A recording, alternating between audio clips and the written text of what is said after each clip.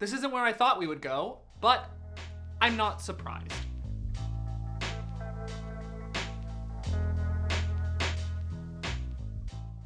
Hello viewers, I am Matt Finish, and this is New Age Snake Oil, the section of my channel where I take a look at all of the crazy conspiracy theories running amok on TikTok, and we get to look at what's underneath all of that good New Age bullshit. Today I want to talk to you about Starseeds. Starseeds, if you're not familiar, are a group of people that think that they are reincarnated alien souls who have come to Earth to help humans evolve.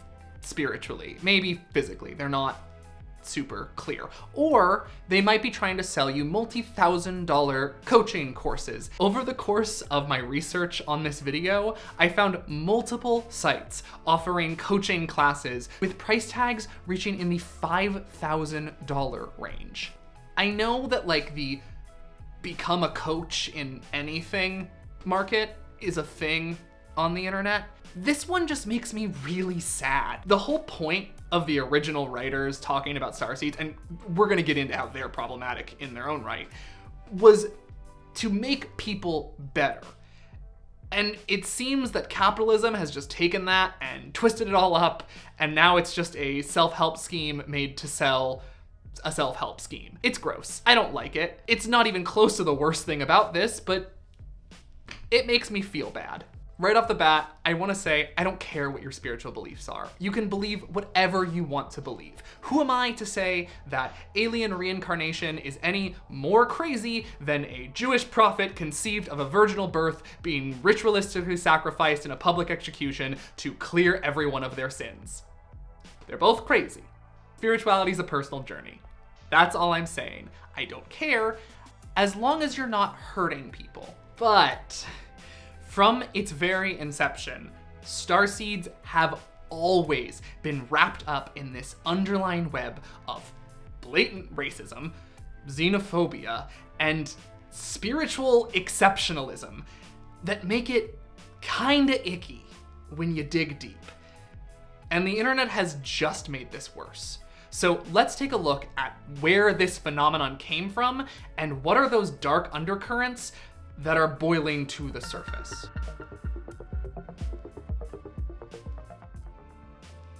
The earliest origin of the entire Starseed mythos comes from the Theosophical Society in the late 1800s. Now, this is also where almost all New Age thought has its origin. So much so that the co-founder, Madame Helen Blavatsky, that's not how you say her name, Helena Blavatsky, her is called the great-grandmother of the New Age movement. Now, Madame Blavatsky never explicitly said that aliens were coming into human bodies, but she did believe that there was a race of ascended masters who were communicating with her and telling her how to advance humanity, preparing them for some upcoming shift in human consciousness that would change the world. Now, her masters were supposedly some on Earth, living in the Himalayas and being great monks that no one ever saw, and some of them were not on Earth. She never really said aliens, but some people will interpret it like that later on. She was also labeled a fraud by the SPR, or the Society for Physical Research, a group that was actively trying to prove paranormal phenomenon. Apparently, she had penned letters to various members of her own society telling them how to recreate miracles. Big surprise, it was all smoke and mirrors. Despite the alleged fraud, an entire movement sprang up around her, and thus we have all of the New Age thought.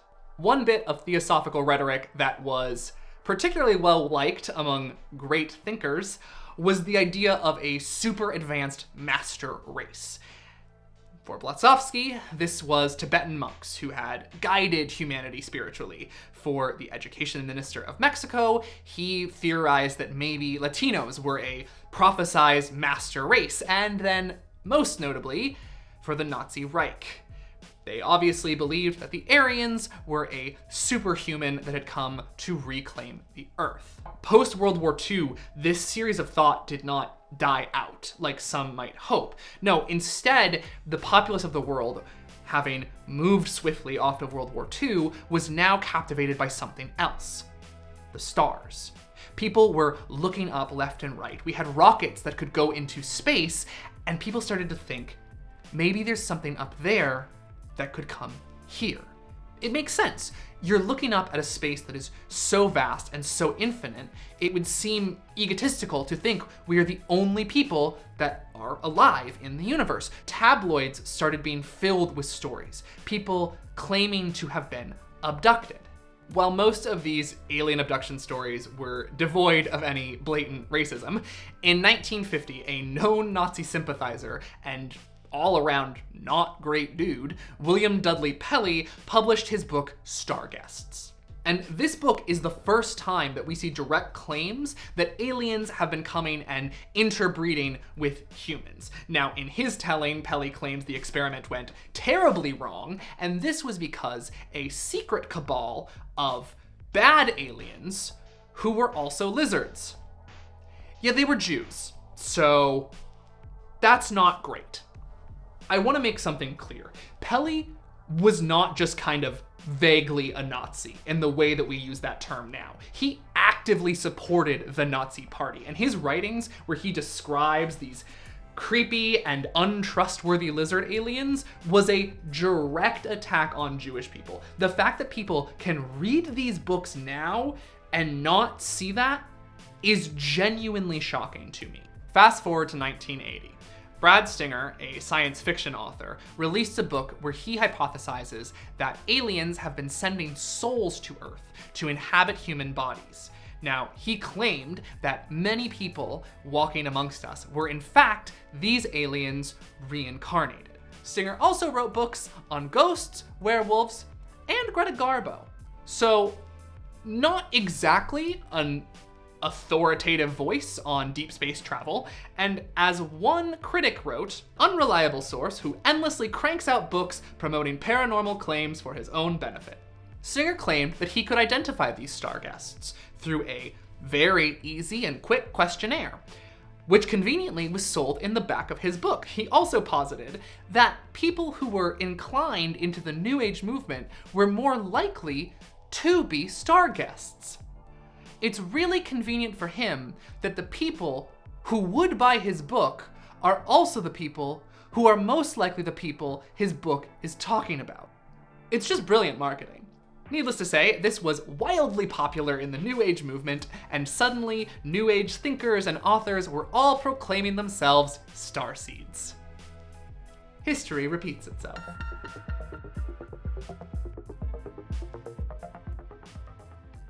"14 years ago, I had to find out about Starseeds through books sold in psychic bookshops and old hippies that I knew. Today, though, you can go on any social media app, and if you're at all mildly interested in this, the algorithms are going to show you someone talking about Starseeds. And the person they're probably going to show you is this woman. This woman is everywhere. If your algorithm thinks that you want to be a part of this conversation, you've seen her videos. There are literally thousands of pages resharing her videos from pre-recording, specifically her videos on Starseeds. There are so many of them, I didn't know she's been dead for 10 years. I genuinely thought this grandma was churning out TikToks. I was flabbergasted. Canon has said a lot of things, and I might make a video just about her because I found some shit. But specifically on Starseeds, Canon gives us 3 pieces of the puzzle. And when we look at these 3 pieces, we can understand how Starseeds are much closer to the xenophobic roots of this movement than I think they would care to exist, and also how they've possibly become part of a much darker anti-democratic movement. Firstly, Canon says that in some of her hypnotherapy sessions, her clients told her that Starseeds were here to help humanity evolve.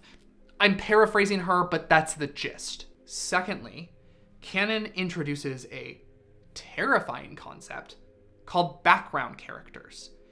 In today's vernacular, we would call them NPCs. The idea is that anyone in your life who is not directly part of your existence, so, family, friends, people you interact with a lot, everyone else aren't real. They don't have souls, and that is a quote from her. The backdrop people are not real. Do they have souls? They said no. Basically, anyone you interact with is not real, and anything that you do to them doesn't matter. And thirdly, and this one is a little more convoluted because she makes this point over a series of multiple books and never explicitly says it, but canon hints that she believes people in the government are actively stifling human spiritual evolution. Now, while she doesn't ever directly say that, over the span of multiple books, she paints a picture of a government that has shady figures in the background controlling what people in power are doing, and that they are actively trying to stifle human evolution. Alone, those 3 points are strange, but nothing new. But when you put them together, you get a far darker picture. You, the Starseed, are directly responsible for making humans evolve. The people who you might have to go through do not matter, so much so that they aren't even real. And thirdly, the government is directly going to try to stop you, and it is your responsibility to not let them.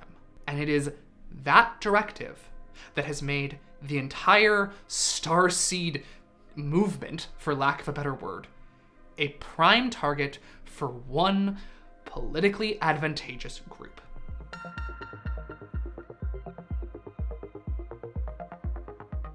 At their core, every Starseed, or the people who believe they are Starseeds, has something in common.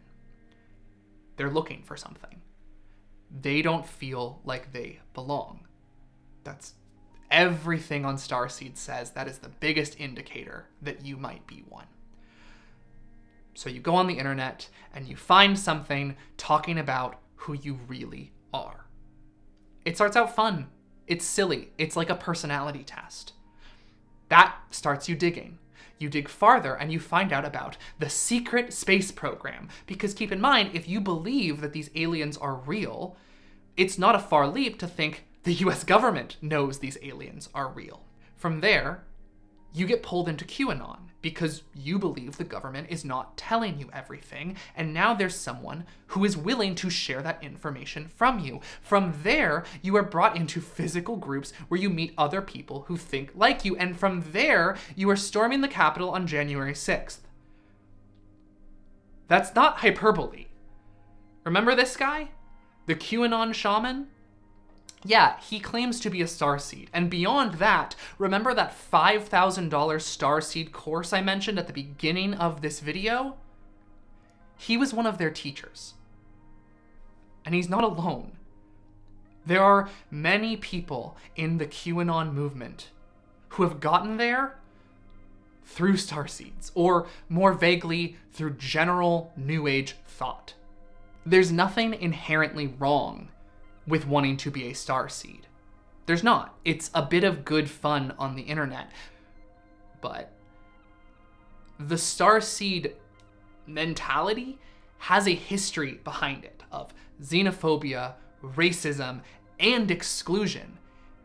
And inherently an interest in conspiracy theories. You have to believe that what is true is not what you're told. And that can be taken and twisted by people so that you are doing what someone else wants, and the next thing you know, you are behind bars for inciting a riot. I know that comparisons to Nazis are overdone, but this is literally what Germany did at the end of World War I.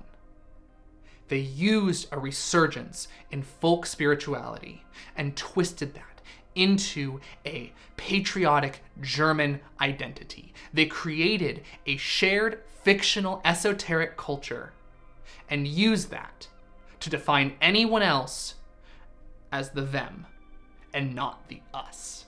It's not the only tool that they used, but it certainly was one. So this video changed on me. I wanted to make a fun little video about starseeds and maybe do a quiz on which alien do I think I am. But that doesn't really feel right anymore. So I want to end on this.